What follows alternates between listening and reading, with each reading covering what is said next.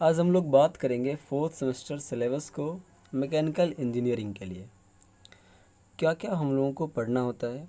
और ये सिलेबस जो है वो SBTE का है, ठीक है, यानी जो बिहार में जो बिहार का बोर्ड है SBTE, state board of technical education का, उसके लिए हम लोग बात करेंगे।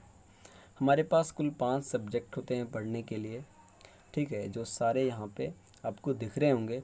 मैं एक एक करके सभी के लिए डिस्कस करूँगा क्या क्या उसमें पढ़ना होता है और क्या क्या उसमें कितने यूनिट होते हैं। इन सभी चीज़ों को हम लोग इस वीडियो में डिस्कस करेंगे। देखिए, सबसे पहला जो सब्जेक्ट है हमारा वो है टॉम।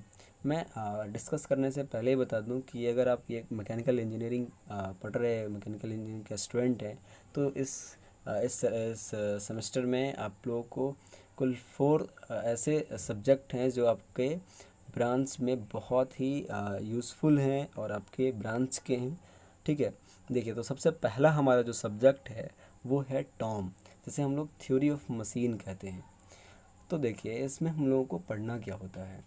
इस टॉम में आप लोगों को सभी मशीनरी चीज़ों को आपको जानना होता है, कैसे मशीन वर्क करता है, ठीक है, और किस तरह से क्या क्या उसके कंपोनेंट होते हैं, ठीक है, उन सब चीज़ों को, और कैसा उसका मैकेनिज़्म क्या होता है, इन सभी को हम लोग ब्रीफली थ्योरी ऑफ मशीन में पढ़ते हैं, ठीक है। जैसे कि आप गियर गियर क्या होता है, क्लच क्या होता है, गवर्नर क्या होता है, इन सभी चीज़ों को आप थ्योरी ऑफ मशीन के अंतर्गत आप पढ़ते हैं।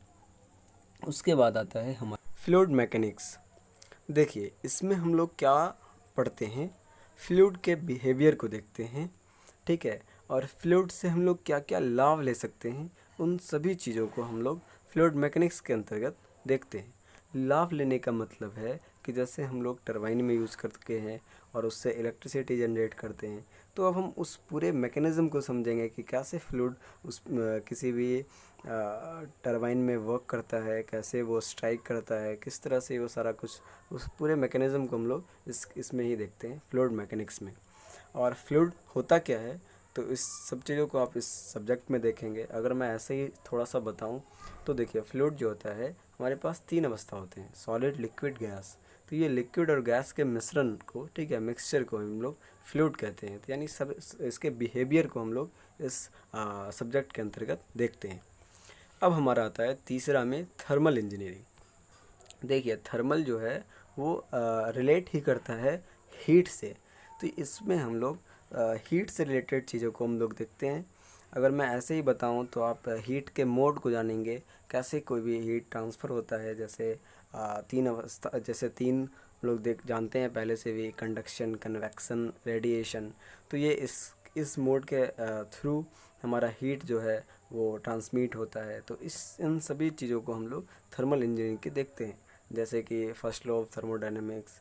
इन सभी चीज़ों को हम लोग थर्मल इंजीनियरिंग के अंतर्गत पढ़ते हैं, ठीक है। ये भी काफ़ी इम्पोर्टेंट आपका यूनिट, काफ़ी इम्पोर्टेंट ये आपका सब्जेक्ट है।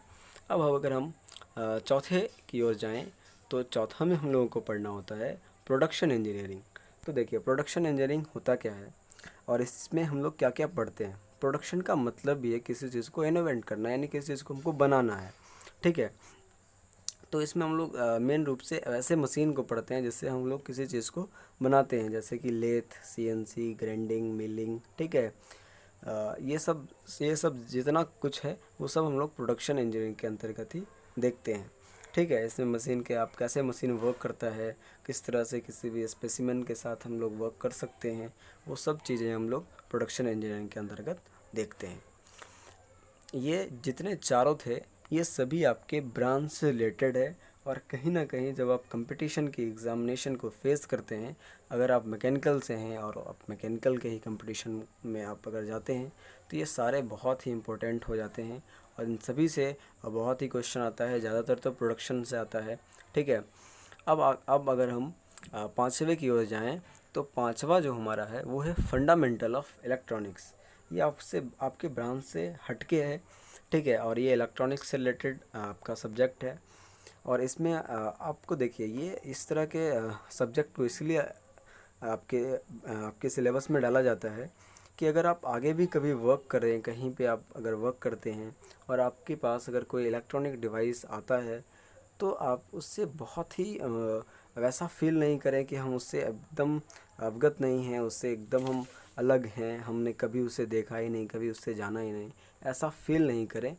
उसके लिए ये आपका फंडामेंटल ऑफ इलेक्ट्रॉनिक्स, और जैसा आपने थर्ड सेमेस्टर में देखा होगा कि इलेक्ट्रिकल इंजीनियरिंग पढ़ना था, तो ये सारे ये जो सब्जेक्ट है वो इसलिए डाला जाता है कि आप उससे फैमिलियर फील करें, उससे आप एकदम डर नहीं जाएं कि ये तो इलेक्ट्रॉनिक्स का डिवाइस है और मैं मैकेनिकल से हूँ, मैं तो उसे जानता ही नहीं।